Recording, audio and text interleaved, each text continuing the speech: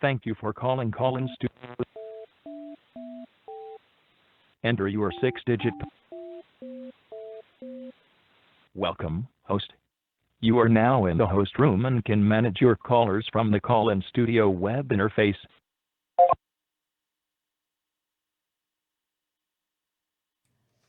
Hello, everybody, and welcome to another edition of Tunnel Vision, a show brought to you by USCFootball.com. I'm your host, Keely, Eure, joined by a full crew tonight. We're trying something different. We got Shotgun Spratling, Taylor Mays, Yo. And then, in another room, we have Ryan Abraham. Can you hear me? Yes. Hi. Hello. So like I said, we have a full crew tonight. We're going to try this out, see how many voices y'all can handle. We have a fun show for you guys.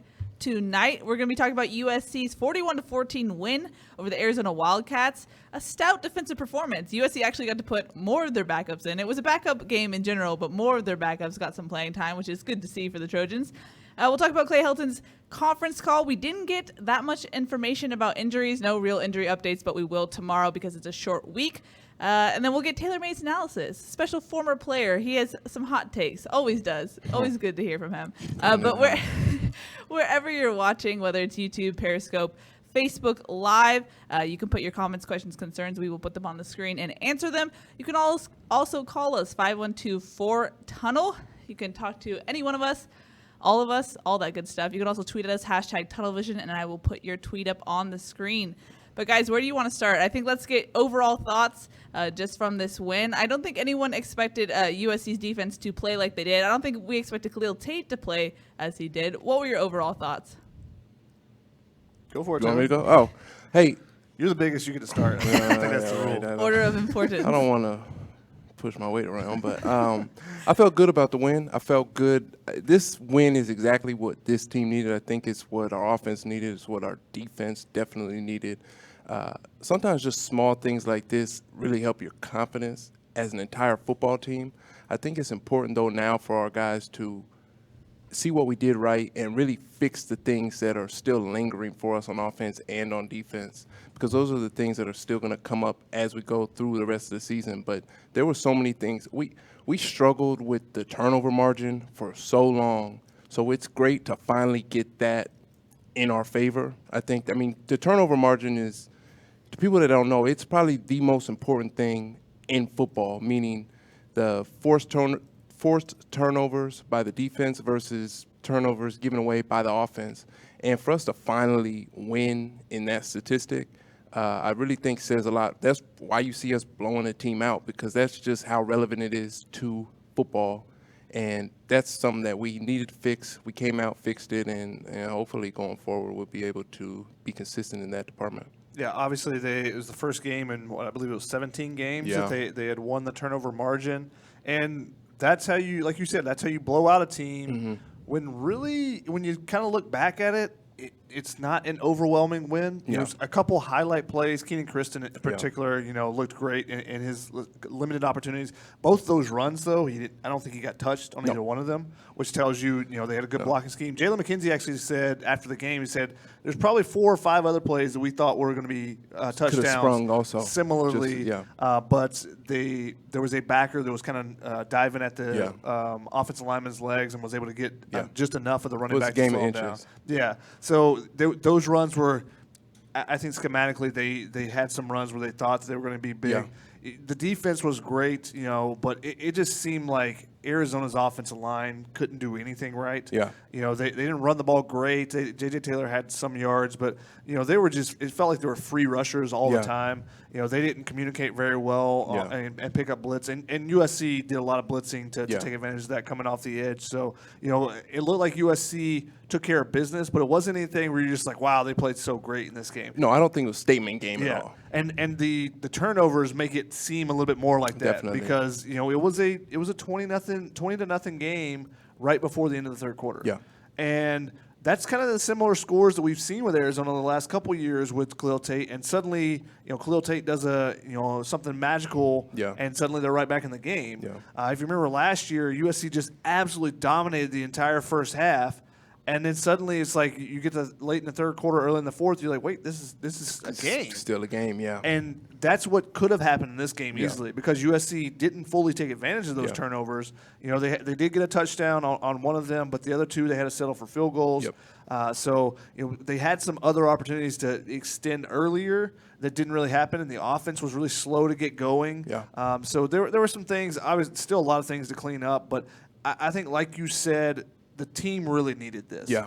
Especially after 2 straight losses on the road to really tough opponents, to come out and actually just take care of business and feel what it feels like. And feel that big win, the blowout, and get everyone in there. Yeah. Everyone feels like they contributed. There were probably a handful of players that were healthy players that did not play on offense or defense, and it was it's pretty rare the guys that did not. Pretty much everyone else, they got the 2s in, they got the 3s in, they got some walk-ons in at the end. Yep. So I think that's something that the team needs, and something we've kind of said in the past, like, hey, if you get those guys those extra playing time, it'll help in the future too. Yeah, it'll help in the future, and some of these guys, especially the young players, they don't really know what game speed feels like. They know what it looks like when they look at it on film, but being in there and actually feeling what the speed of the line of scrimmage is an entirely different thing. And for a lot of these young guys, they have to get in there and kind of just get some contact, and then their nerves really settle down. And I think it just gives them a lot of confidence moving forward. And, some of these guys are only 1 play away, 2 plays away. So these guys have to be able to prepare at a level where they might be going in the game, and we've seen it, repeatedly in several different positions. So these guys have to be able to come in the game and still play at a high level, and I think we saw that with some of our guys, and some of our other players struggled in that department. But it's what we needed right now. I don't think it's a statement game for us in any way or fashion. However, I think it's what we needed for this week, and hopefully we can continue going forward. Yeah, Clay Helton said that it's been a season of next man up. Ryan, I want to go to you. What were your overall thoughts from the game as well? Yeah, it was interesting. I mean, I thought Arizona would play better than what we saw. The defense, though, I talked about this in the last show. It was a pretty bad Arizona defense. The numbers statistically, they were terrible, but they've played better later in the season. But the offense and the special teams really haven't helped them out. The first 4 drives for the Arizona defense, 3 and outs for USC. I mean, they get the ball in almost in the red zone, and they hold USC to a field goal. No first downs for USC for the first quarter. And I thought that was a positive step. And I talked about this with Taylor Mays. We did a podcast earlier today.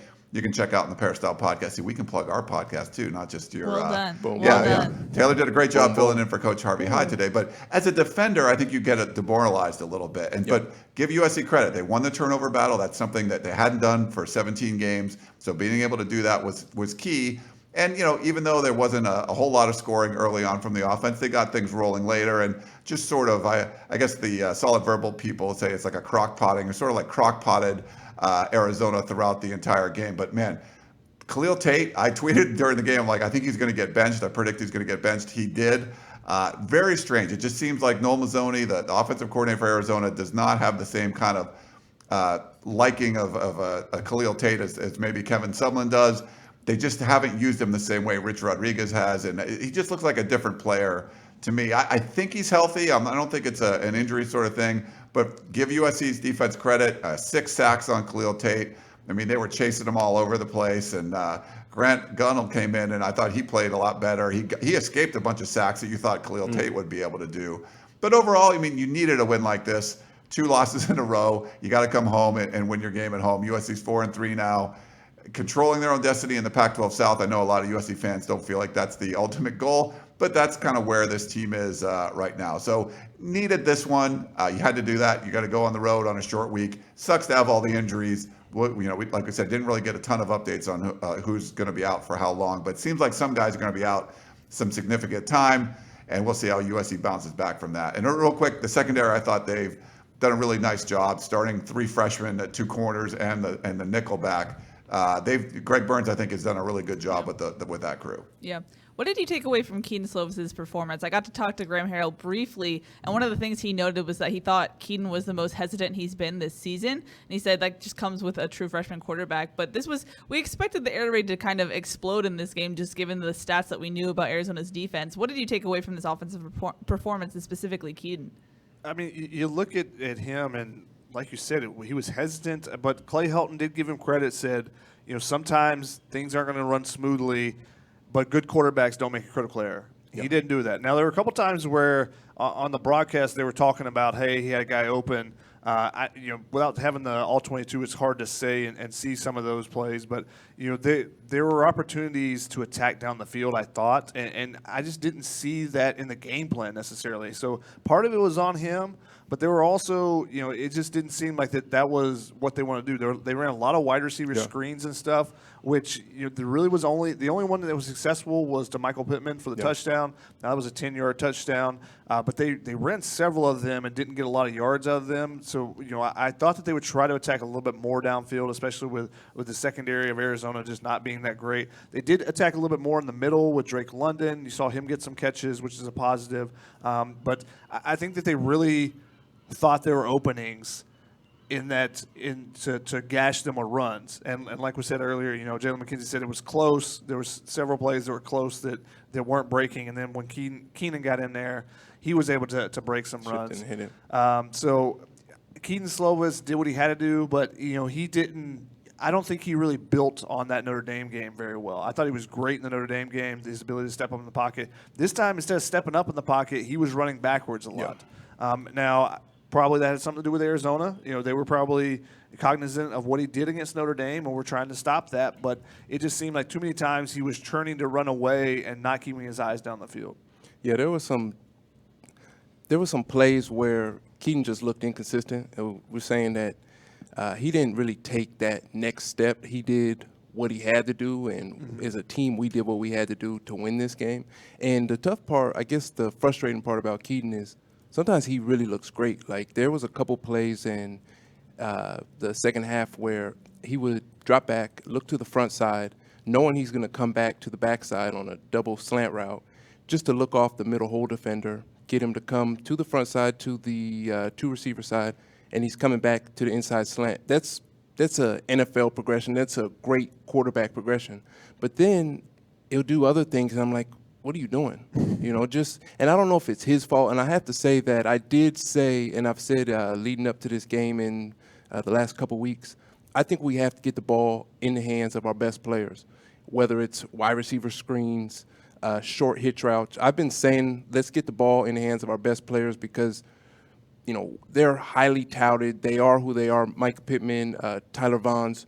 We should get the ball in their hands. But then when it's not working, and especially against Arizona secondary that looked like a high school secondary at times, we should stretch them out and throw it downfield. So I have to take some responsibility because I have been saying that. I don't call the plays, but I have to say that they should be just getting the ball into the wide receiver's hands on some screens and things like that. But at the same time, spread the field out and throw it downfield.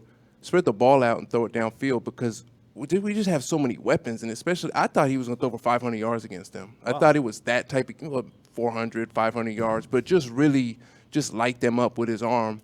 And if there ever was a time to do it, it was against Arizona in this game, kind of to pat your stats in a sense.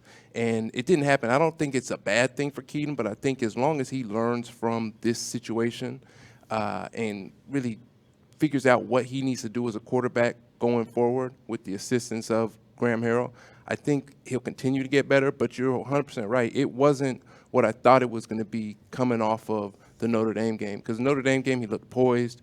He looked like he was a senior quarterback.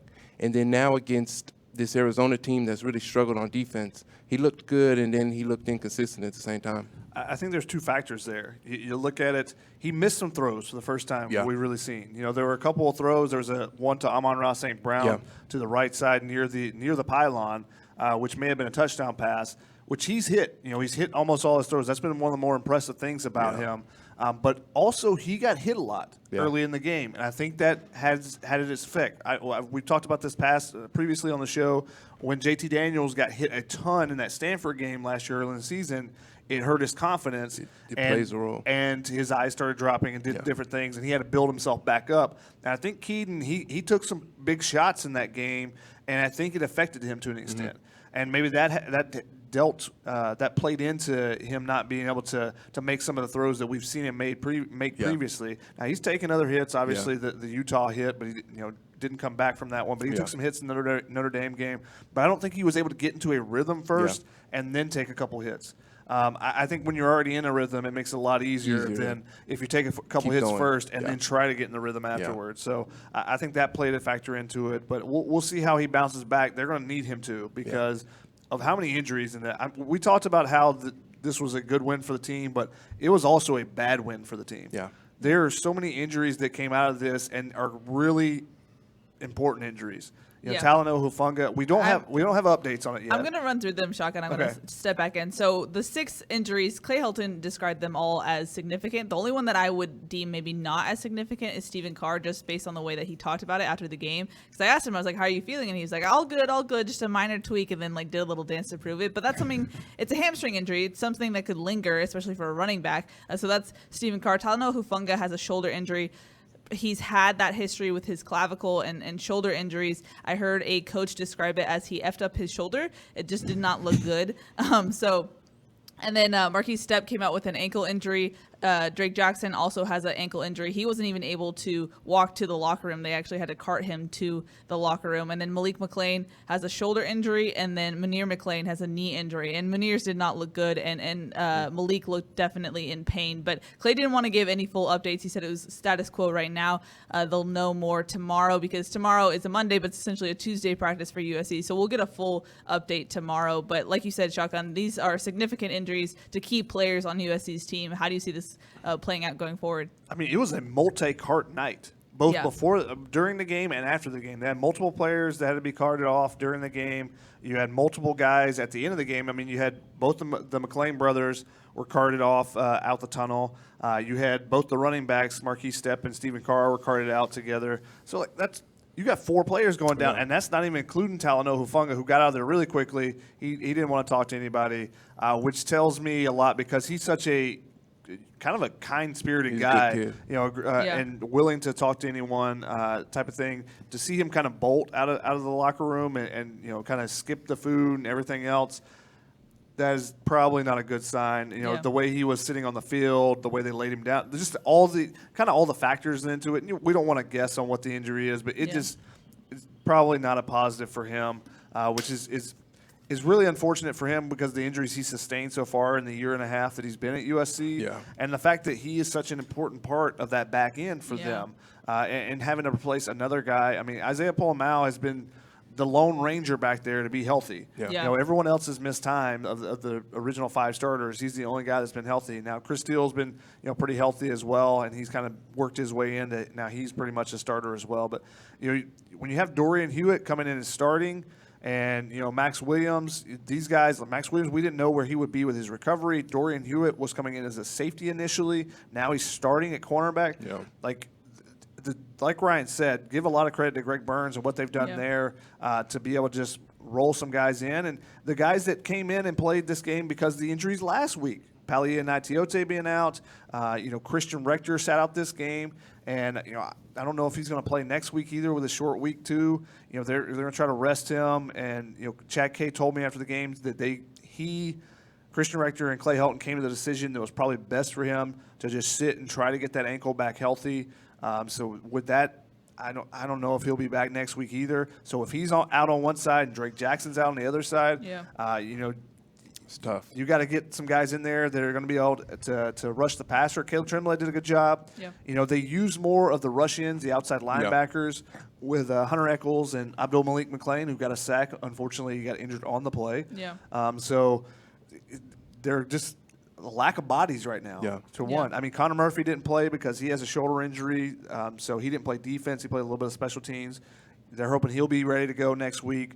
But it's a war of attrition to an extent, and a lot of question marks about the field. Yeah, the grass. There were divots everywhere. There were a couple of the injuries that were specifically because of the grass. Drake Jackson's ankle just buckled because the grass left. Keenan Kristen actually rolled his ankle on a carry, I think before the touchdowns or maybe in between the touchdowns. But he could have went down. Marquise Stepp, his foot caught. He got caught underneath when he was getting hit, but the turf goes out. Stephen Carr's, they were just the turf was just flying up in chunks last night, and that is definitely not something you want to see, and especially not with the injuries they had already sustained coming in. I mean, USC is the kind of a walking wounded group right now. Without a doubt. Dallas on YouTube said, do you feel like the rash of injuries is due to the lack of tackling/hitting in practice? The players aren't used to live contact, it seems. Too many drills, not enough hitting. Well, we talked about this, Ryan and I, earlier, and it's hard because you don't really want to question somebody's injury or say, hey, like, could you be playing through this? Is there something else that you could have did? Because an injury is an injury. But at the same time, unless we're talking about the state of the grass, some grass is terrible to play on. There's no give. There's too much give. It looked like our grass, something was going on with it, and it had serious impact on several of our players in the game. At the same time, I'm always a guy that says, if you practice as close as you can to game speed, then it just makes game speed what's normal to the players. I think there's a little bit of give in both arguments. I think as long as you can maintain a fast level of practice and physicality for the players, it'll give them the best chance to kind of just be able to know what to expect and learn how to maintain their bodies throughout the season. But the hard part is there was just so many injuries, and that's where I fall short of being able to comment on it, because I'm thinking, man, it almost seemed like something out of a dream. Like, one running back goes down, two running backs go down. They don't look like they're faking it, so it's got to be something. And it just seemed like injury after injury after injury. It didn't seem like maybe soft tissue injuries, maybe where a guy it could just be something that's pain. This seemed like injuries where players felt like they significantly could not play. So that it's just a tough thing to do. I don't know if practice could fix that. Maybe I said this earlier, but guys just need to drink more milk or eat more iron or something like that, because something needs to happen, because if this continues to happen to us and we continue losing players like this, we're not going to have a football team. Now, when it's a short week, what's the mindset like, Taylor, when you're turning it around, especially when you have such a wounded cast of characters? Well, so the first thing that you have to do is you have to do everything you can to take care of your body. So then when we talk about the things that players can control, getting in the cold tub, icing your knee, your ankle, drinking a lot of water, trying to eat healthy, doing certain recovery-related stretches, weightlifting, just the small things that you have control of, you have to do immediately, because you have 24 hours less. It's really a race for both teams to do as many things as they can during this period to rejuvenate their body. And for us, with the injuries that we have and with the players who could be probable or 50-50 for this game, they really have to do everything they can to get ready for this game. And so I would just say that it's a race for both teams, but especially for us to do everything that they can, starting from last night, getting their bodies ready and doing literally every single thing that they can from the minute that the game ended.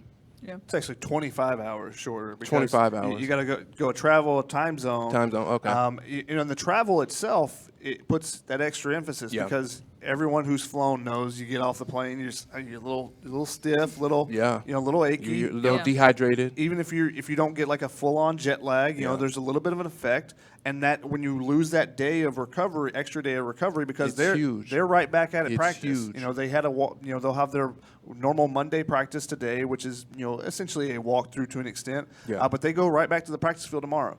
So they don't get their day off for full recovery like you normally would on a Sunday. So those type things, when you're the traveling team, it's just such an emphasis has to be made to get in there and do all those things you said. Yeah. You know, like a guy like Jordan Iosefo, I talked to him a little bit previously, a couple weeks ago, and he told me, he's been trying to get back from that knee injury, the patella injury that he's suffered. He's been in there 3-4 times a day rehabbing. That's what you need from kind of everyone. That should be the attitude of the players. Everyone has to be like, okay, I need to get in. I need to do an extra ice bath. Every single thing. Or whatever it is to try to heal the body up. And like you said, the thing that often goes forgotten is drink a ton of water, eat healthy. No junk food this week. It's going full mom mode, Chuck. It's true. Well, you have to. It's true because you need you need your body to be give it every premium little advantage fighting weight that you can do. Yeah. So you don't need to be cutting weight at the very end. Well, of the the little things matter. If you look at the players, NFL guys that play for 15 years, they've been doing those little things their entire career. That's why they play so long. So those guys, these college guys, really need to buy into that philosophy and that mindset and do everything they can. So I like that example about the guy 3 or 4 times a day because that's what you have to do. This is your job, and go to school. And they don't have class for that long, so get your butt into the training room and do what you have to do. Yep. In regards to the origins of the injuries, we had a question from Steve who said, if it's a grass issue, why did it seem like more Trojans went down instead of Wildcats? I mean, you did see Arizona, I think, had 4 stoppages of time. Now, theirs looked like a couple of them looked like they were upper body injuries, but then you look at cleat length and those type things that can play into it. If you remember the Rose Bowl against Penn State, it just seemed like everyone was on skates. Partially it was trying to tackle Saquon Barkley, but also, even the offensive players just seemed like they were sliding all over the place, and there was a cleat issue. There's a difference in cleats. There are, short cleats and long cleats.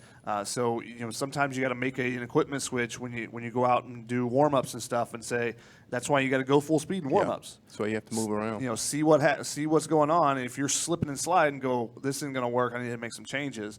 So those are the type of things that maybe there was some kind of issue there that USC, hadn't made a full change. That's hard to say necessarily compared to Arizona. Maybe it's just Arizona doesn't have the athletes that USC has. They might not. They're not moving. They might not be moving as fast with as much weight and force on those joints on that grass. And kind of sounds like a joke, but at the same time, it really could be true because when you're bigger, you're like, if you're Marquise Step, you're big, you're getting downhill, you have a lot of weight on those joints. And if we're talking about through your foot, through the cleat, into the grass, it just is more force. Yeah. So we had a question from Mike in regards to the backups that played. He says, which of the reserves proved that he deserves more playing time? I thought Max Williams was really good. Yeah. The defending the screen on a third down play, or the lineman coming right at him, showed no fear going around the lineman and diving in. He looked good, and the fact that you didn't really hear much about him, he made a couple tackles, and you don't really remember him playing. If you don't remember him playing, that's a good sign. Yeah, as the nickel back there, because he wasn't blitzing a ton or anything like that. I thought the same thing with Dorian Hewitt. I don't remember anything about Dorian Hewitt, which is a positive. Yeah. They may have thrown at him 1 or 2 times. They threw at Isaac Taylor-Stewart and Chris Steele a little bit more than him. So I think that's good because that means he wasn't getting beat. He wasn't getting any penalties or anything. So those 2 guys are probably the ones off the top of my head. Kanai Mauga, Clay Helton said that he will probably get more playing time going forward, partially because when Pali and Itiote comes out, some of the teams, when comes back, some of the teams they're playing are going to be up-tempo teams, and they, coming off an ankle injury, they don't want to necessarily have him play the full gamut of plays there. So we'll see if he gets in there. He was flying all over the place. Him and John Houston. I thought both the linebackers. I thought the inside linebackers throughout the entire game. I can't remember the count, but it was something like 27 tackles or something combined for 13 for the entirety of Yeah. them, because you had Yeah. 13 for Kanai, you had 8 for John Houston, and the backups getting there. Raylan Goforth had a couple tackles. Meninoa Tufono had a couple tackles. So those guys were flying all over the ball. I thought John Houston bounced back in a big way. He had a really big game. And then Kanai stepped in, and creating turnovers is huge. And he's a guy that flies around and hits everything. He plays with his hair on fire. He's got a lot of hair, so he plays with like all of it's on fire at times. So him getting there, he caused the first fumble. He was in the right place at the right time on the interception. Yeah. Give credit to Isaiah Paul getting Yeah. the big hit there. But I think he's a guy who's going to step in and get some more opportunities there too. Nick Figueroa. This was an interesting one. So Nick Figueroa, I talked to Chad K after the game, and he told me that Nick Figueroa had been playing defensive tackle. They moved him out to defensive end this week. He didn't get any reps at all in practice. None. He got 0 reps as defensive end because they didn't expect to get to him. Which tells you the injury, the injury status that they endured there. But I think he had a sack. I think he maybe had another half tackle for loss or something. So he's earned himself some more opportunities there. Now, he played defensive end in the spring, so it wasn't completely unusual to him. But just to step in a position where you haven't played a snap at in college, or at least in Division I college, and to go out there and make some plays, I think he's a guy that earned himself some extra opportunities going forward too. Yeah, we have a live caller on the line. Before we go to that, Taylor, I just want to get your updated thoughts on John Houston. I know you were critical of him following the Notre Dame game. What did you think of his performance? I thought he was all right. The jury's still out for me. I don't have anything against him personally. I just think that as an inside linebacker and as the captain of the defense and of the football team, you have very high expectations. So I think we should hold him to those high expectations. That was one game. We'll see what happens going forward. But I support him. I'm just holding him to a high standard, and I believe that that's what makes great players and great teams. So I think he would agree with me on that. And Clay Helton said that they took it another step last night. They checked the checker. Now, what he meant by that was when Arizona would come out and pause and check with me play and look to the sideline, they gave John Houston the responsibility. At least this is what it sounded like to me. They gave the opportunity for John Houston the freedom to adjust the call. If the defense needed to make an adjustment to what they were doing, then they gave John Houston that freedom. Now, that's something that Cam Smith had done in the past for USC, but it sounded like it was the first time that they had really done it the way he kind of phrased it in his conference call. So I think that's giving him more responsibility. Like I said, I thought he was flying around all over the place. He had I think a sack or two. He had a couple of he had 1.5 sacks, 2.5 tackles for loss. He recovered the fumble, 8 tackles. I thought he had one of his best games he's had. Yep. Alrighty, let's go to our live caller. Hello, you're live on Tunnel Vision. Hello, how you doing? This is Jesse calling from Oregon, Washington.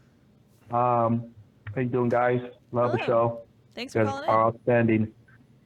Thank you. Guys kind of sort of touched a little bit on my question that I had, 2 questions I had. But my biggest issue with this team is, like I was telling Trevino on the back, they blew out Arizona. But it just seems like they can't dominate anybody. Yeah, they won later on in the game. I think it's more because Arizona was just tired.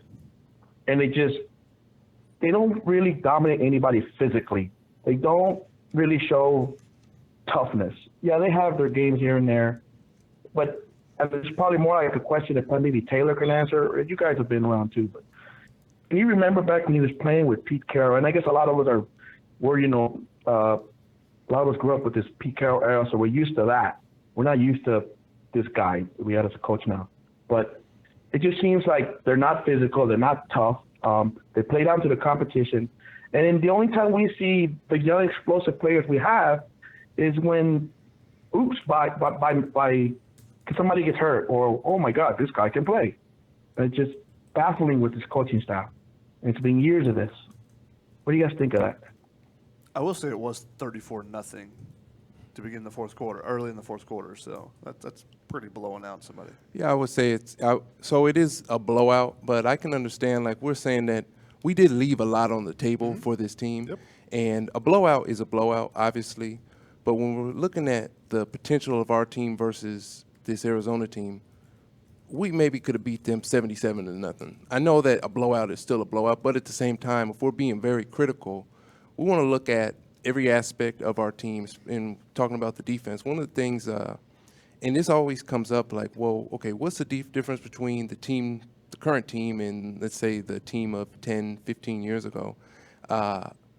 I think it's just the attitude. Like there's just an aspect of football, a physical, downhill, swarming the football presence that this is just not a USC football thing. It's great defenses do.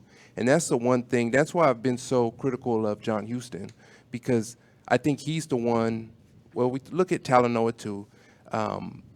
Just getting to the ball and being physical. I think that's the most intimidating thing that a defense can do, and being able to swarm. And that has nothing to do with scheme. It's all about attitude and effort. And when you practice those things all the time, it's so much easier to carry over into the game. I think that's something that USC's done in the past. I think a ton of great defenses have done that in the past. And that's just something that I would like to see our football team do. They're not the same team that this team right now is not the team of 15 years ago or 10 years ago, so it's hard to ask them to be that team. And I don't think that's necessarily fair to ask them to be that team. But at the same time, they still need to work towards being the best team that they physically and mentally can be. And I think there's just a lot left out there for this team to still accomplish. So that's why I'm so into just holding them to a high standard. And, maybe we could have beat them 77-0, maybe what was the final score? 41-14. Maybe that was good, and it's a win, just like 21-20 is a win. But just looking at every aspect of our team and trying to squeeze the most out of them, I think is what we really need to be conscious of going forward, especially us critiquing them. Yep, makes sense. Thanks for the call, Jesse. We appreciate it. Let's go to a YouTube question from Jasper Smith, who says, do you think the staff will limit Keely Kristen to only the 4 games to preserve his red shirt? Ideally, they can do that to an extent because they feel that everyone gets back healthy and they're ready to go. I think it comes down to whether he continues to progress. Now, we saw him run the ball. We didn't see him pass block, really. We didn't see him catch the ball in the backfield. And these were the same things I talked about with Marquise Stepp early in the season. Yeah. And like I said last week, I thought Marquise Stepp's progression over the last probably 4 games after Notre Dame had been just dramatic. His vision and different things that he was doing, and the fact that the coaches had started giving him more and more responsibility, being in on pass blocking and different things. That's what you got to look for Keely Kristen. If he's just in to run the ball, it makes it a lot harder because then unless he's just going to scheme on him, they're just going to scheme him. Yeah, exactly. Screens, reverses, trick plays, getting him lined up and running him downfield. That's what defense is going to do. And unless he's going to get a wide open hole like he did on both the touchdown runs every single game, then is it worth using that red shirt? That becomes a question. And you also still got to look forward at your next recruiting classes. You got to look and see, is this a guy that's going to be here for 3, 4, 5 years? There's a lot of factors that go into it. But it starts with the injuries in front of him. If everyone's hurt, then he's going to have to play. It's simple as that. If Marquise Stepp and Stephen Carr are not ready to go next week and neither is Vi, then, he's definitely going to play. If that continues to be the thing for the next 4 games, then, he'll play all 4 of the next games and he'll burn that red shirt. Yeah. That's – and I say it every year before the season starts, you're not going to make it through a full season without a running back injury. You're not going to make it through a full season without an offensive line injury. It just doesn't happen. Usually, DBs don't always get hurt. You don't think so? I feel like maybe that's some. Maybe I feel like DBs always. I feel like corners are one of the positions that you always have to have backups at, because when you don't have good backups, it's like your defense is in a very tough position. Interesting. I haven't necessarily always looked that way. I guess I look at the offense. Yeah, you look at the offense. You just I'm an offense guy. I get that. So that's what I'm saying. That's why I'm here to just even it out. We had a Facebook question from Lance who said, I just lost it. He wanted to know why USC didn't go more tempo in the game, especially because Clay Helton said that was the emphasis heading into the game. What do you think, offensive guy? Because if you go 3 and out for your first 3, you can't go with any tempo. Yeah. When they finally did get a first down, they tried to go with some tempo then. You saw a little bit. But then also they got up 17-0, and I think they got scared by the injuries to an extent. this was the same thing I said going into the game. I said, with the injuries that you have, I don't know that I would go up tempo all the time. And it might have gotten scared a little bit because there was that one little segment where it just seemed like there was a guy going down every 3 plays or something. It happened back to back to back. And especially when you see Talanoa go down, and if any of you, I don't know if anybody noticed it or if you could see it on the broadcast, but Clay Helton's face was just in disbelief and disheartened. Just to see, because I think he could tell that it was something serious. And as he was walking off, his head was down. He was kind of shaking his head just a little bit. And obviously the directives always come from the top, so maybe that changed. The way they wanted to go about things. Yeah, I think that they were able to get whatever they wanted against Arizona, or they should have been able to get whatever they wanted against Arizona, so they didn't necessarily need to go to tempo.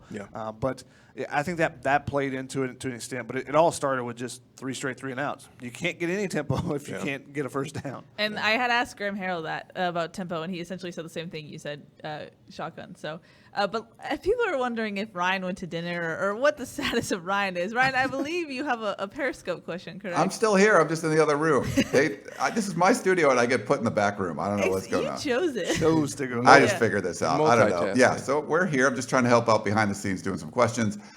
Wig for USC on Periscope. Any players you think showed some significant improvement? Malga is a clear choice. Any others? Maybe Max Williams would be a good guy. You mentioned him already, Shotgun. I like Max Williams.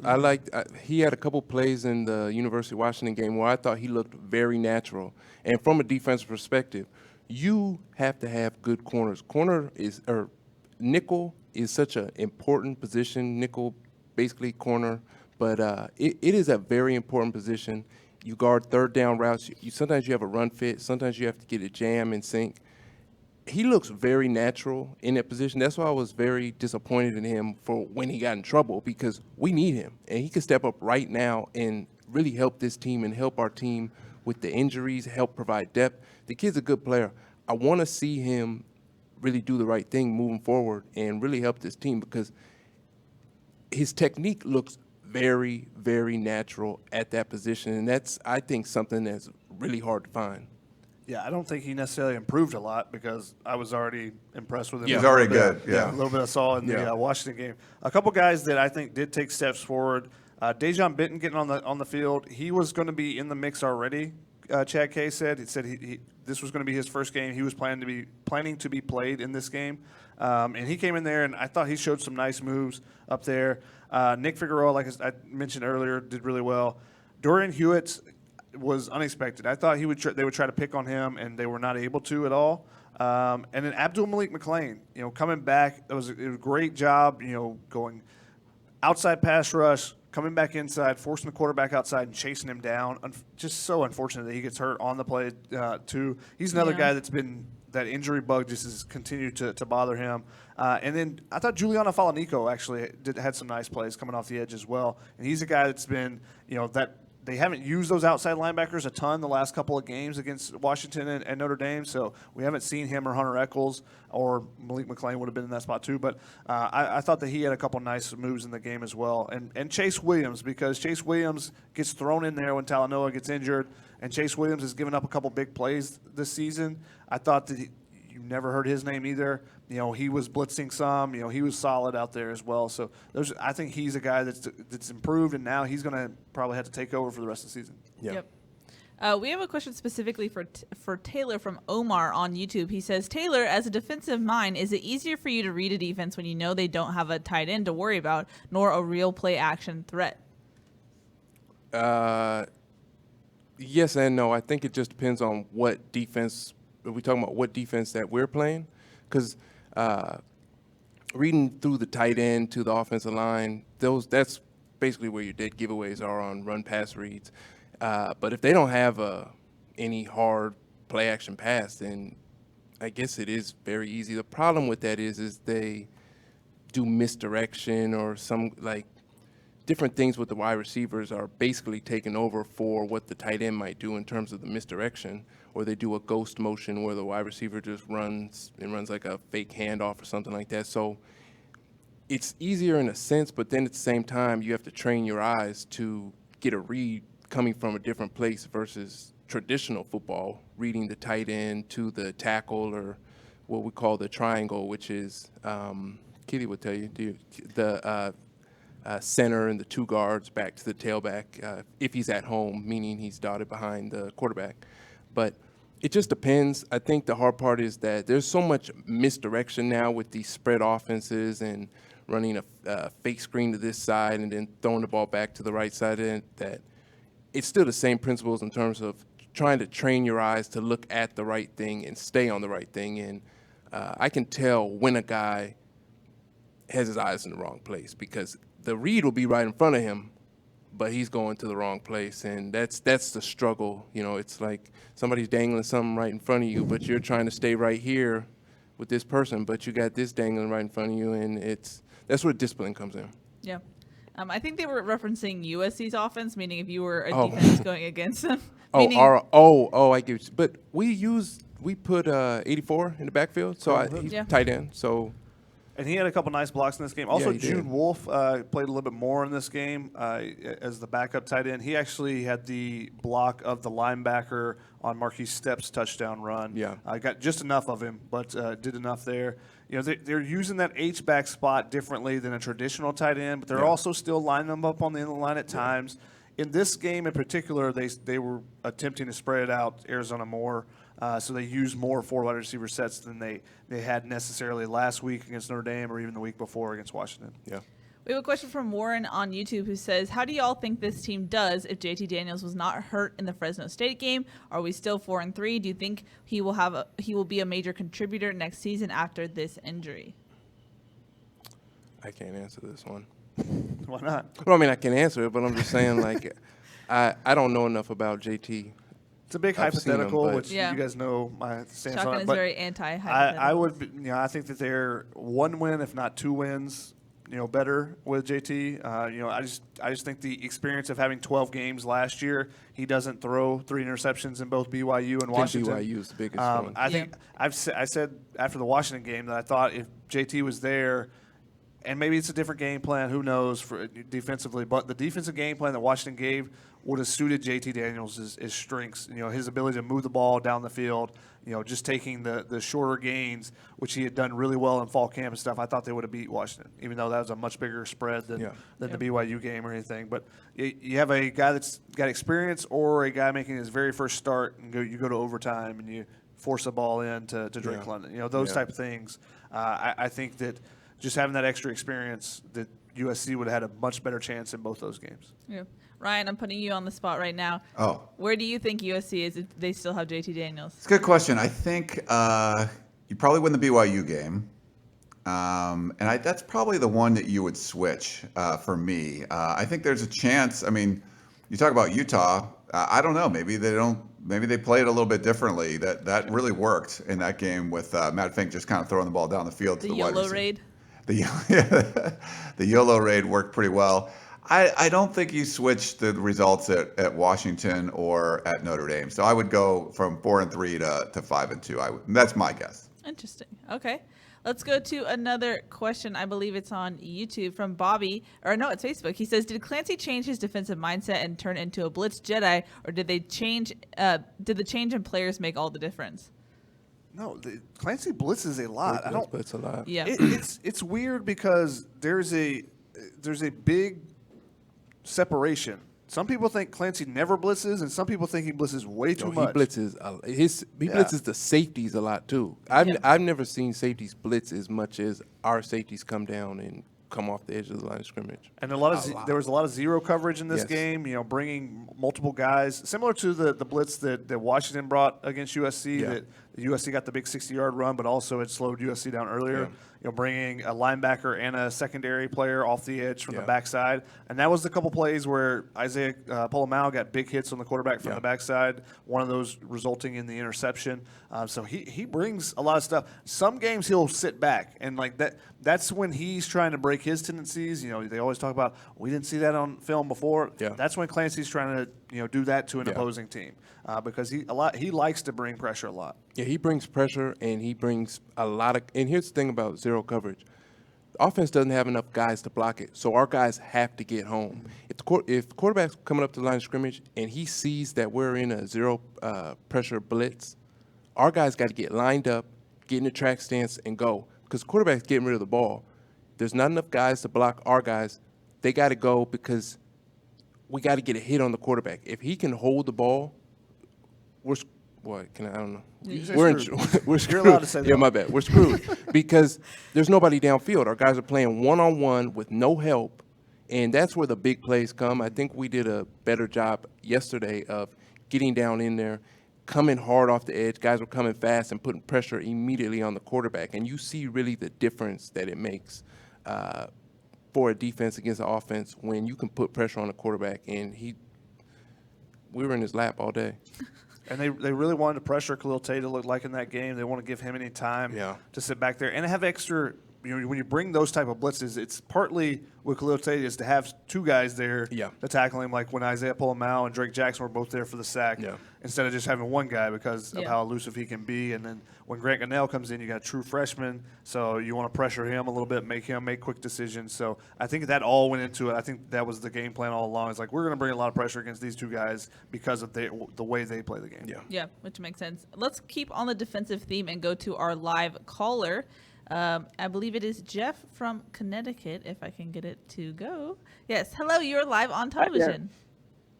Hi, here's the question. It seems like it's taken more than a year to recognize that the guys we had on the ends, the defensive ends, just are not quick enough.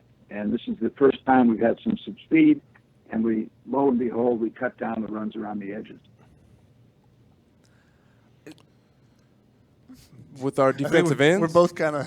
I think Drake Jackson is a great player. I think he's going to continue to be a great player. I think there's just some things that. Are we talking about specifically our defensive ends and holding the edge? Or are we talking about defensive ends and they got more speed obviously with the outside linebacker guys coming in this game. I think partially it's because you wouldn't necessarily put those same guys out there and run the same scheme against Notre Dame because Notre Dame has big offensive linemen that would have just bullied them. Yeah. And we've seen that in the past. When Jordan Iosefa went in as an edge guy against Notre Dame, they ran right at him. It would be different. It would have been a different type of. Yeah. Whereas Arizona has slimmer offensive linemen that are quick and they want to get out in space. We can get away with doing what we did against them, but it's a different game. Notre Dame, they're not obviously they don't have a conference, but they're more Big Ten type. They're going to run the football directly at you, and if we come out there with the exotic formations and trying to blitz guys, they're just going to they're going to go 22 personnel or 12 personnel and just run the ball directly at us.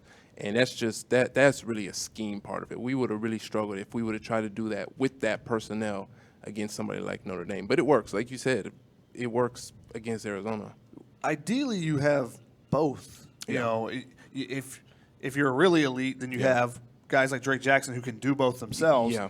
And if not, then you have a roster like this where you have a speed guy, you have a guy that's just there to hold the edge type, and you can use them in different ways, which is what USC's done the last couple of weeks. Yeah, and that's why they try to move guys on, like third down. They could move somebody like Drake inside and bring in maybe somebody who's faster off the edge because it just creates a better mismatch against.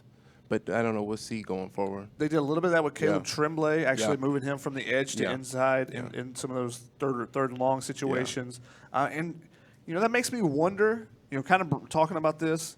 The hold the edge guy versus or hold the point of attack guy versus the speed guy. Is that why you played Christian Rector last week? I'm just convinced I would have, with the way his ankle has been. He's obviously not the same player. He's not able to churn and move as quickly as he was before. And I know he's getting a lot of heat from a lot of fans because of giving up the edge. Yeah. And the ankle is a big part of it. Yeah. It's not the only part of it. He has to do a better job with certain things too. But I wonder if they were playing Arizona last week, they would have sat him because it's more of a speed game versus it being Notre Dame because it's more of a power game. Mm-hmm. So I wonder about that because I still am convinced that with the bye week and with Notre Dame being a non-conference game, I would have sat him both of those and tried to get that ankle healthy. I think he felt pretty good probably coming off the bye week, but, was it good enough to be ready for the rest of the season? And apparently it wasn't, where they ended up sitting him this week. Thank you, Jeff, for the call. We appreciate it. I'm going to switch gears a little bit and go to a question about the athletic director. which is not loaded right now. But they want to know if there are any updates on the athletic director search. Direct it to the other room. Let's go to Ryan Abraham. Yeah, here, I'll pull it back up. Ryan, I wake actually up. switched this one. Oh, No, you didn't tell me that. I'm awake. That's the athletic director room in there. We're still trying to get to how this is working. I'm like controlling the questions and stuff over here, which Keely's, she doesn't like that. She likes having control over It's everything. true. It's true. It's good. Yeah, I don't think we're going to expect anything this week. You keep hearing more rumblings. Make sure you check out the War Room every Friday. We're putting a lot of cool stuff in there from what we've heard, but I think it's getting closer.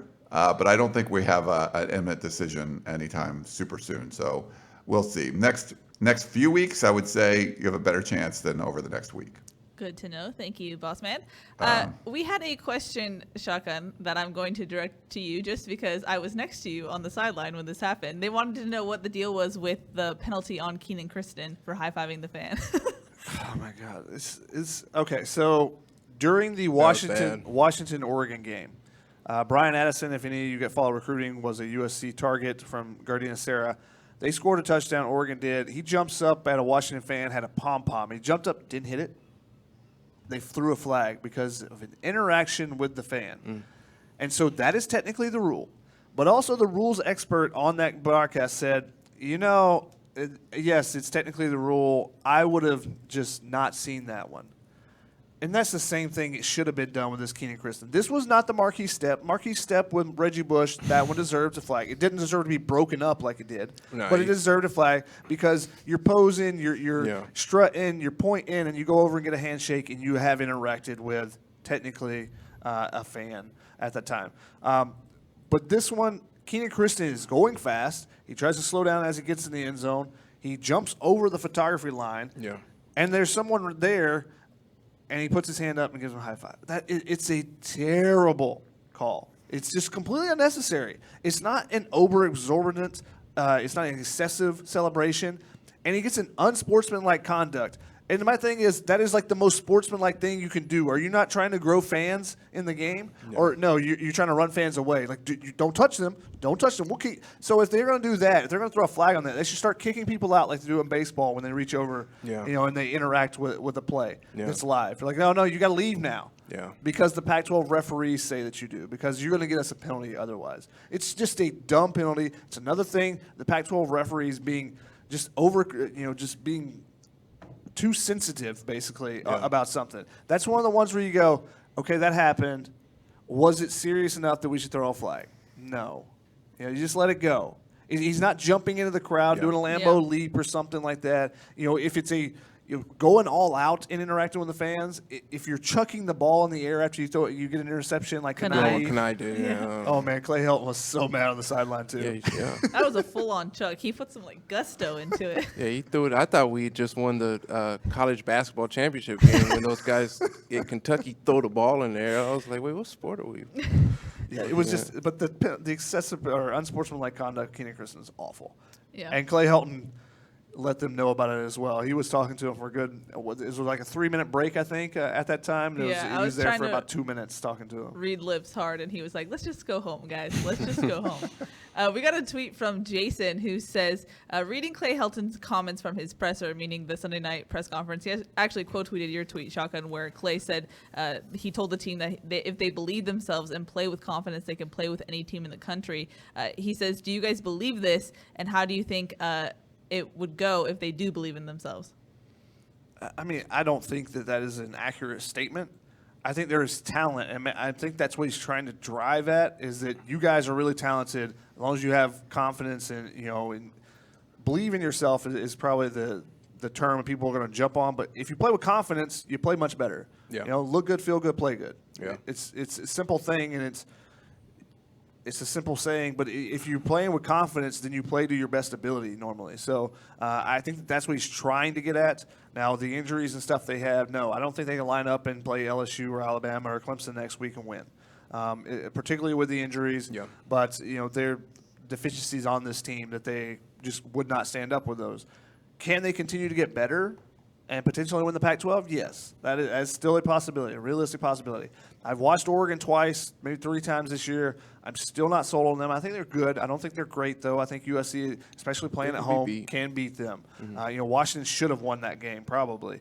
So I think that it's quite possible USC can go on a run, but it's going to take them playing much better and playing with confidence. And Taylor talked about that a little bit earlier, is that they needed a game like this to give them some confidence and start playing like it. And the injuries don't help, because when you're in the locker room, and you could probably test this a little bit better, but you start getting a spate of injuries, and you just start going, man, are we like cursed just or something? Seems like, yeah, it's like seems everything's right. against us is kind of the feeling you start getting, and then you get a unsportsmanlike conduct call on a stupid high seems five. Like our refs don't even like us.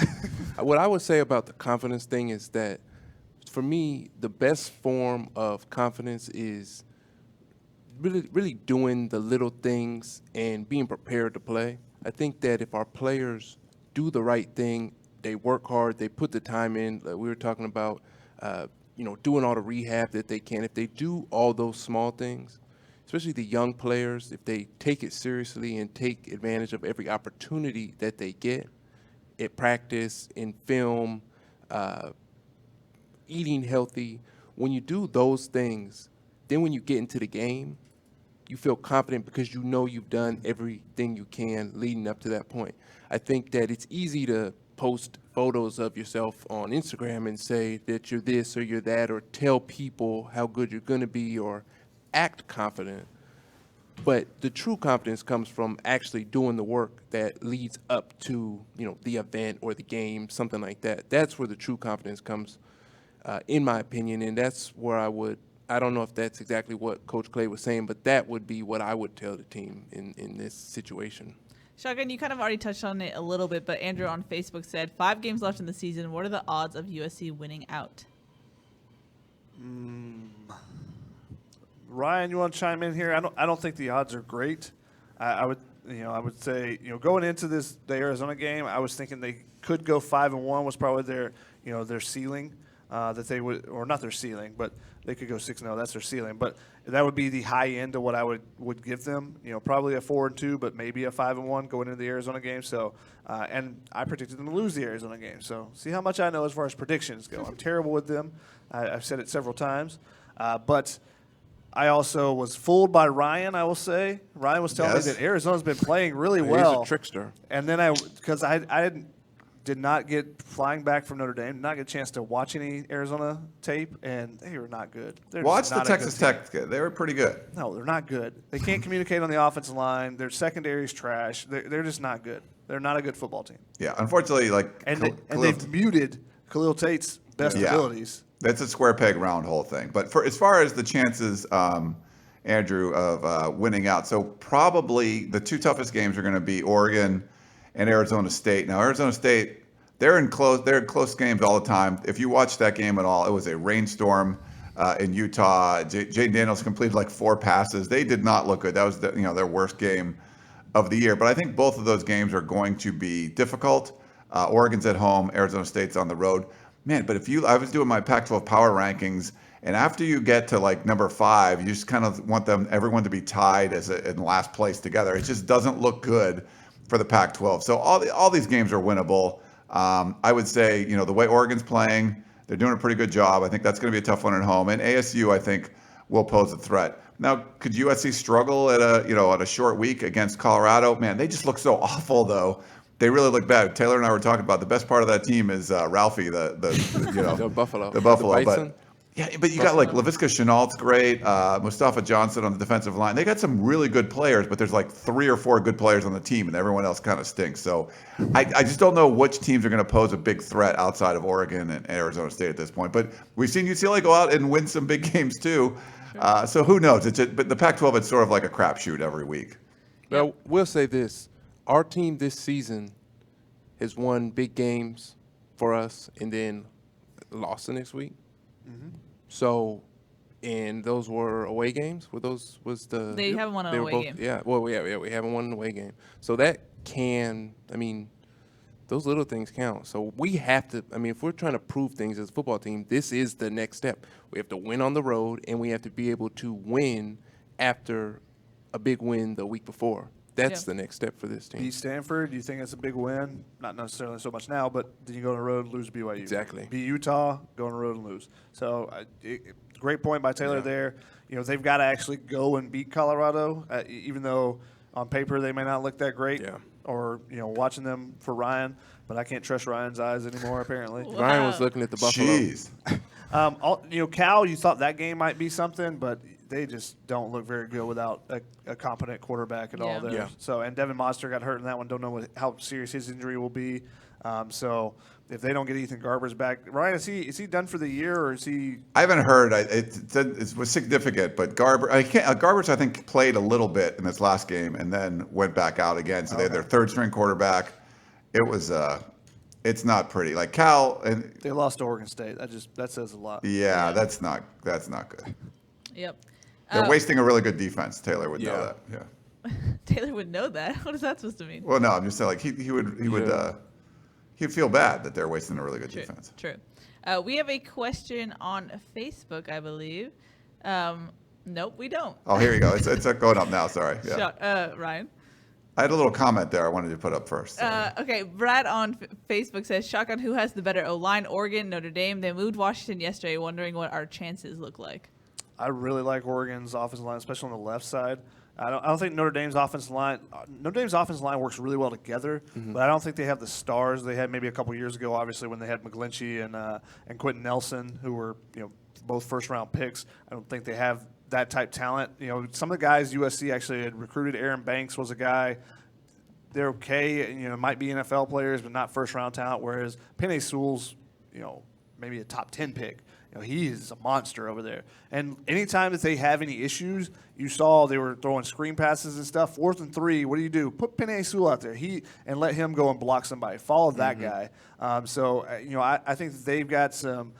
He's a sophomore, but the rest of the group, if I remember correctly, is a little bit more experienced too. So I think and it all starts with the run. Even though Justin Herbert is the quarterback, I don't think he has been as good as he's touted to be. I think it all starts with a run game against Oregon. So I think their offensive line is a better group, and it would be a bigger challenge for USC, especially if you're missing a couple guys still. We'll reach the top of the hour, so if you want to get your final rapid-fire questions and do that now. But, guys, where do you see USC going next? Just like Taylor talked about, USC has been up and down after a win. They can't really follow it up. What do you see happening in Colorado? I don't want to preview Colorado too much. By the way, we will be having a live show in Colorado on Thursday. Ooh. I know. Shotgun, Ryan, and I will be there in our Airbnb giving you the latest news and scoop. But what do you expect going forward on this Friday game on the road? I think, like I said, this is a chance for this team to, like we just said, this Arizona game wasn't really a statement game. I don't think this Colorado game is necessarily a statement game, but I think it's the next step in the progression of this team. They have to win this game. They can't play down. I know Colorado's been struggling as a team. They can't play down to the level of Colorado. They have to come in, have a game plan. I know guys are going to be hurt. Young guys have to step up. I think it's up to the coaches and the older guys to get these young guys on the same page and feeling confident in the game plan. Come in, handle your business, don't overlook them, and really take advantage of every opportunity in this game. Don't leave anything on the table. If USC does that, I will feel very comfortable with this USC football team, but that's what they have to do. Don't leave anything on the table. Handle this team, and just show that they can, especially on a short week, have a great week after a big win and win a game on the road. Teams pride themselves on being able to play on the road. We haven't won any games on the road. It's going to be on the road, going to be chilly. Yeah. You know who they need to rely on? Offensive line. The offensive line needs to play better. 3 straight 3-and-outs is on the offensive line. There were plays in that group. There's a 3rd and 1 where they just didn't get a block. Those type things, it's not just about adjustments. Now, and I talked with Drew Richmond about this, and I asked him because he's had multiple offense coordinators during his time at Tennessee, and he said that, I was talking to him about the adjustments there, and he said Graham Harrell's not afraid to continue to take shots and stuff, but they have to do a better job not waiting around. Don't make it through a quarter and then need to make adjustments. Force them to make some adjustments to you and block some guys up front, even if it's just – if it's the simplest, just straight ahead runs, you should be able to do that against a team like Colorado. Yeah. And that will give you a little momentum. You let your backs get a little bit of space and, get some yards, and then force those safeties to start coming up and then start popping the shots over the top, taking that play action chances. And that's something that's usually been second quarter or third quarter, they start running the ball, and then the play action starts coming alive. And for some reason, they wait, and they have to fill out the adjustments for a quarter before it starts. So I think that's something they got to figure out better and better as the season progresses, is to be able to either make those adjustments immediately after the first drive, or just force the other team to make some adjustments to you instead. Yeah. Someone tweeted this at me at the end of the game last night. They were already thinking ahead. They said if USC takes care of business at Colorado and faces Oregon the week after, do you think College Game Day comes to USC? Because that's potentially a Pac-12 championship game matchup. The only thing is you have to look at what the rest of the schedule is. I don't know necessarily if it's LSU, Alabama or something. I don't know what the schedule is. What else is on the schedule? It depends on what else is there. If it's a light schedule, then definitely it's definitely an option, because they like coming to the Coliseum and to USC, and plus they try to get out. They try to span the country. So if you look at their map points each season, they try to spread it out around the country, which is why they go to a D3 school in Wisconsin or something. That's why they go to a Stanford game or whatever it is, to kind of spread it out. They want to be a national program. Yeah. We have a question from Don on Facebook who says, why doesn't Raven Scott get any love and play more? He didn't get into the game until late in the fourth quarter. And what did he do late in the fourth quarter? Gave up a touchdown. I mean, the thing is, Raymond Scott's been moved 3 different times to different positions, and he's playing safety. How well does he know that position? Yeah. How well? It was brought up on the message board with, my concerns going into the game were the injuries to Greg Johnson and Palia Natiote, because those guys would have been chasing Khalil Tate if there was some Khalil Tate magic, which they've taken away from him, it seems like. And they mentioned, well, wouldn't Raymond Scott be a pretty good guy that could be chasing after him? I was like, yes, that would be a good fit for him. Yeah. But they haven't usually done that, where they just use specialty guys for a specialty occasion like that. Yeah. That hasn't been a Clancy, something he's done a lot. So he's a little bit of a tweener between a safety and a linebacker, and where does he find a home and where can he get on the field? That's kind of been the struggle for him.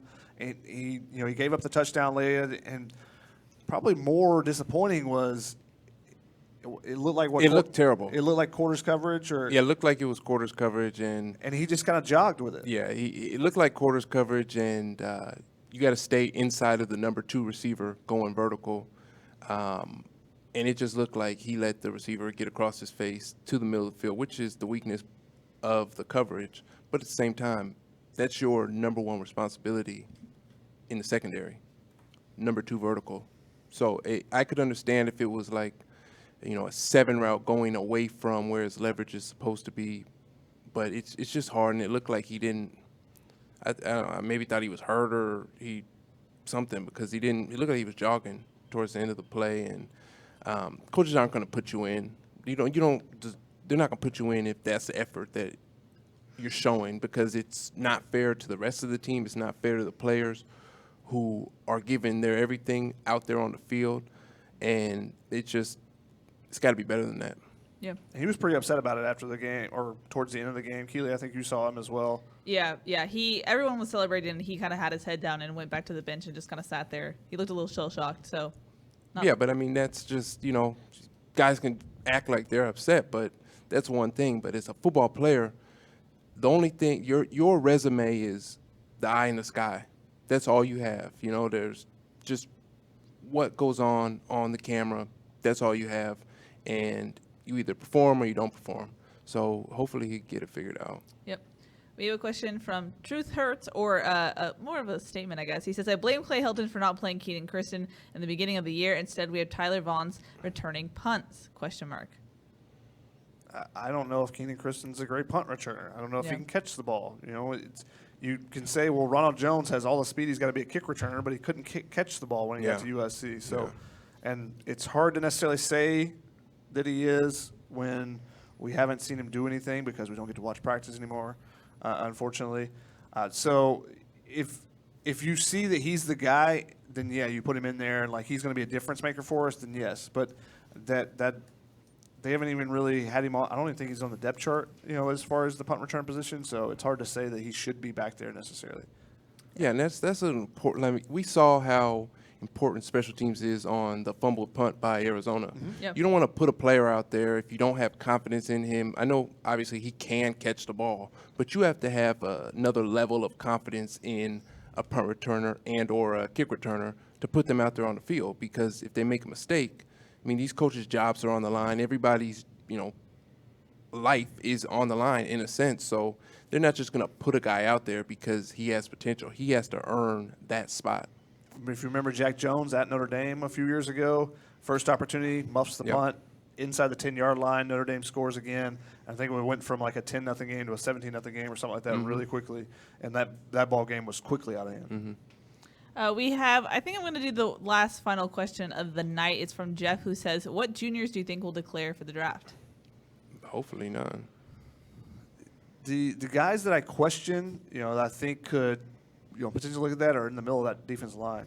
Jay Tefele and Marlon Tuipulotu are both, I believe they're both redshirt sophomores, so 3 years out of high school. Those are guys that continue to get better and better and are popping on tape. So those are one. I don't necessarily think that they should, but those are guys that I would kind of question. Tyler Vaughns is another one. He's going to have his degree. He's going to have been here 4 years. Does he want to come back for another year? Does the coaching staff want him to come back? Because that plays into it. People forget. I think definitely they would want Tyler Vaughns to come back. But people forget that it's a mutual thing. Just because you still have a year eligibility left doesn't mean the coaches are like, yeah, come back. No, that has to be a conversation it has. And sometimes I think it's best you just go ahead and move on with your career. Yeah. I lied. One more question. We have a question from Alan who says, is the O-line playing better lately, or are the big runs just bad opposition and or individual skill from the running backs? The O-line is inconsistent. There's times when that they looked really good in that game, and there are times when they did not look good at all in that game. So I think that they're growing to an extent as the season progresses, and I kind of tried to get that out of Drew Richmond to find out, and he didn't really give me a great answer on if they are progressing, because they're getting those explosive runs now, which is something they didn't necessarily have early in the season. But are you getting the consistent 3, 4, 5, 7 yards? That's still not necessarily the case. Yeah, makes sense. Alrighty, before we wrap it up, I'm going to get the whole crew, the whole gang back together again. Any final thoughts before we wrap it up? Maybe Ryan, if you have any thoughts, since you were in the corner for the whole show. I'm in the corner here. We did have a Periscope comment about Taylor Mays. It says, Taylor, Seattle needs you. So I don't know what Seattle needs you for, but they need you for something. Like in a Batman way or the team? Yeah. I was hoping, but is there like a bat signal, like just Taylor Mays, a big TM or something? Like something. No, this was interesting. We're trying to streamline the process. There's a lot of work Keely has to do producing the show, so I was going to try to do some behind the scenes. I don't know, maybe it created more work, but It definitely did, but it's all good. It's kind of interesting. We're trying to do it. So I'm just in the next room over, but. Yeah. But any final thoughts about the team, Ryan? I'm kind of more about logistics. Okay. No, I mean, good spot to be in, getting a big win. I think getting all those guys on the field late in the game is just something we haven't seen a lot of. In a while. You had to do that. And I think getting everyone those opportunities will help down the road. When players have to come in for necessity, and we've seen that a lot this year, it's been pretty good. Maybe after this next layer of, if there's another layer of injuries, it'll be a little bit worse. We've seen that, the third or fourth stringers come in at the end of the game, give up a couple of touchdowns. But, overall, I think it was nice to get that win, to get a bunch of guys in the game, late in the game, and then plow forward. You got to beat Colorado because they're just not that good, even though it's Friday night. It's going to be cold. Yeah. Keely and Shaw going to be on the field. And then the big one against Oregon. If you can win that game, that'll sort of be like 2016 beating Washington on the road. That's the one that everyone's going to talk about for the rest of the season. Yeah, I meant to tweet this out, but I never did. When's the last time that USC had enough of a lead where they did put in a full round of backups in that sense? Does anyone remember? Ooh, it's been a while. Where's Michael Castillo when we need him? He always remembers that stuff. You'd have to say one of the first season openers, right? But even like UNLV wasn't like that. Like Western Michigan wasn't like that. I'm trying to think of one of the other, they were like games in the fourth quarter, so you didn't have those opportunities. Yeah. Arizona State. Which year? Was that 2 years 2 ago? years ago on the road. At ASU. Okay. Yeah, that was like one of the best games they played. That was the year like they played good against Stanford early in the season. Then they played good against Arizona State, winning the Pac-12. You remember? Yeah, we were there. We went to Tempe, I think. Yeah, because that was the game that gave up a Hail Mary right before the half. But there was reviewed. Sorry. The teams ran into remember the that end play. zone. I mean, they ran into the locker room, had to come back out I remember to that kick play. the extra point. But Matt Fink was the backup. He played 12 snaps that game. He actually Yeah. played 15 the week before because they were playing Notre Dame. And then Oregon State, he played 13 a couple weeks before that. So there were 3 blowouts in a 4-game span, but one of them went against USC. So, but I would say those, because usually that's the easiest way to tell is how much is the backup quarterback playing. I like that. Yeah. So he was in those. So I would say that was it. There wasn't really one last year. One final question, and it comes from Alan. And Ryan, cover your ears. Oh. Shotgun, we wanted a quick basketball update. Is this team legit? What are I'm your out. thoughts? Really impressed by the defensive effort. USC played Villanova in a exhibition to benefit the California Fire Foundation on Friday. Was great atmosphere, really good crowd. You know, the bottom bowl was pretty much all 90% full, and there were some people up top as well. Several big-time recruits in attendance for USC. The number 3 recruit in the country was on his official visit. The number 11, I think, stopped by this weekend as well. So, positive things for the basketball program, and it's a different team from the past couple of years. Everyone was bought in. Everyone's playing defense. That's probably the biggest thing. Great rotations and stuff. And guys know their role and are kind of playing into it. Granted, now let's go back. They beat Villanova, but it's one exhibition game. But a lot of positive things to be excited about with that group. They'll be a group to keep an eye on, especially if depending on how things go with the football program the next 3 or 4 weeks too.